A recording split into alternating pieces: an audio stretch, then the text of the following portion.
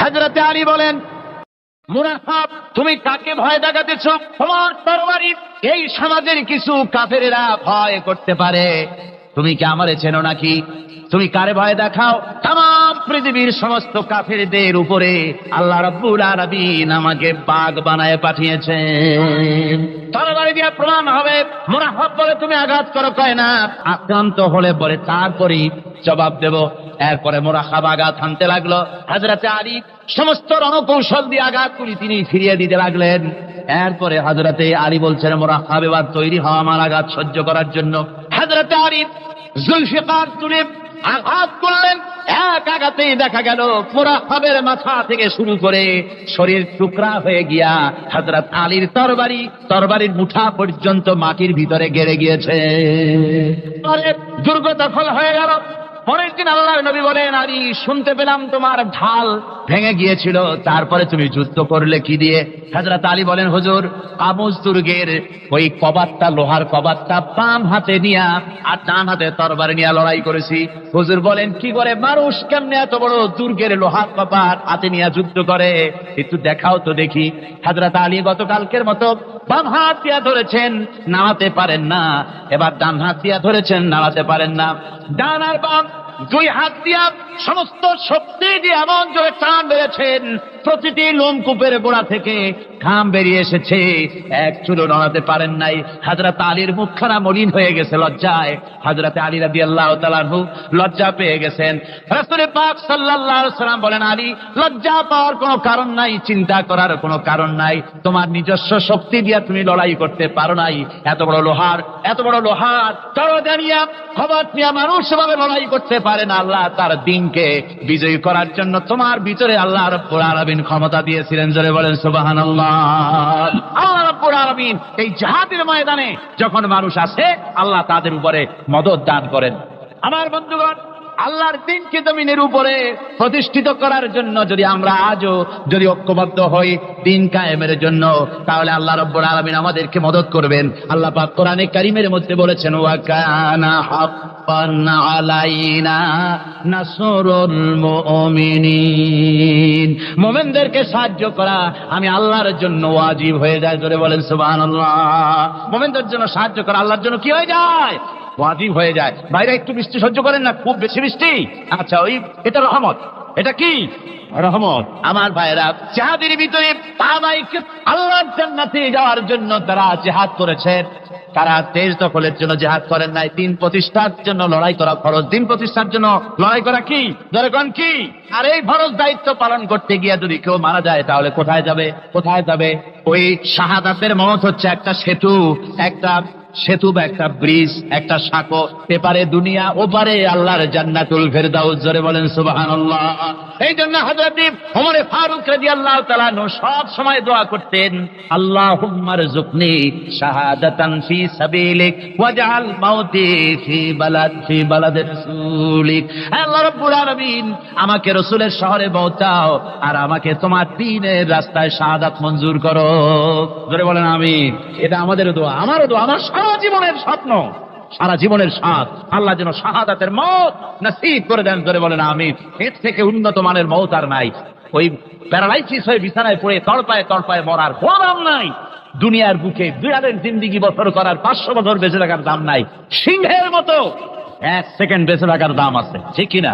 আর মওত, প্লীহা, যকৃত, typhoid, paralysis, diabetes, heart attack, kidney পচে যাওয়া, হাবিজাবি মওতের চাইতে আল্লাহর রাস্তায় জিহাদ করে শাহাদাতের মওত সর্বশ্রেষ্ঠ মওত। জোরে বলেন সুবহানাল্লাহ। আমার ভাইরা, রাসূল পাক সাল্লাল্লাহু আলাইহি ওয়াসাল্লাম তিনি মদিনা মুনাওয়ারায় এসে প্রথম যে জিহাদের সম্মুখীন হলেন, ওইটার নাম কি? কোন জিহাদ? বদর। কোন জিহাদ? বদরের জিহাদ। সেই বদরের মাঠে জিহাদের জন্য রাসূল সাহাবীদেরকে তৈরি করতেছেন।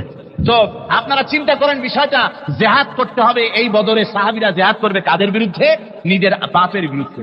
রাসূল পাক খুব চিন্তিত হলেন যে সাহাবীদেরকে কিভাবে উদ্বুদ্ধ করা যায়। হুজুর জিহাদের কথাই বলতেছেন যে এখন বদরে আমাদের টিকে থাকার প্রশ্ন, এইটা মুসলমানদের টিকে থাকার প্রশ্ন, বদরের যুদ্ধ, বদরের এই জিহাদটা। হুজুর যখন এগুলি বলতেছেন, হযরত মিকদাদ রাদিয়াল্লাহু তাআলা আনহু রাসূলের একজন জলিলুল কদর সাহাবী, তিনি দাঁড়িয়ে বলছেন, হে আল্লাহ রাসূল, কেন আপনি চিন্তা করছেন?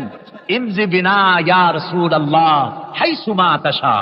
হে আল্লাহ রাসূল, আপনি আমাদেরকে নিয়ে চলুন যেদিকে আপনার খুশি। হাইসুমা আমারাকাল্লাহ, যেদিকে আল্লাহ আপনাকে নির্দেশ করেন সেদিকে আমাদের নিয়ে আপনি সেদিকেই চলুন। ইন্না লা নাকুলু লাকা কামা ক্বালা বনু ইসরাঈল লিমূসা আলাইহিস সালাম ইযহাব আনতা ওয়া রাব্বুকা ফাকাতিলা ইন্না হাহুনা কায়িদুন। বুখারী শরীফের হাদিস। হযরত মিকদাদ রাদিয়াল্লাহু তাআলা আনহু বলছেন, হে আল্লাহর রাসূল, আপনি আমাদের নিয়ে চলুন। আল্লাহ যেদিকে আপনাকে আমাদের নিয়ে যেতে বলেন সেই দিকে নিয়ে যান। আমরা মুসা আলাইহিস সালামের উম্মতের মতো বলবো না যে হে মুসা, আপনি আর আপনার আল্লাহ দুজন গিয়ে যুদ্ধ করেন, আমরা এখানে বসে থাকি, এমন কথা আমরা বলবো না। বাল ইযহাব আনতা ওয়া রাব্বুকা ফাকাতিলা ইন্না মাকুমা মুকাতিলুন। ও নবী, বরং আমরা বলবো আপনি চলুন আমাদের নিয়ে, আপনি এবং আপনার আল্লাহ চলুন জিহাদের ময়দানে, আমরা আপনার সঙ্গে জিহাদ করব, লড়াই করব সেই পর্যন্ত। মা দামাত মিন্না মা দামাত আইনুম মিন্না তাতাররাফ, যতক্ষণ পর্যন্ত আমাদের একটা চক্ষুর পলক পড়ে, যতক্ষণ পর্যন্ত একটা চোখের পাতা নড়ে, ততক্ষণ পর্যন্ত আমরা কাফেরদের বিরুদ্ধে লড়ব। সুবহানাল্লাহ ওয়া বিহামদিহি। যতক্ষণ চোখের পাতা নড়ে ততক্ষণ পর্যন্ত লড়বো, নিয়ে চলুন আমাদেরকে। হুজুর খুব খুশি হলেন। আহারে, রাসূল পাক সাল্লাল্লাহু আলাইহি ওয়াসাল্লাম দারুণ ভাবে খুশি হয়ে গেলেন।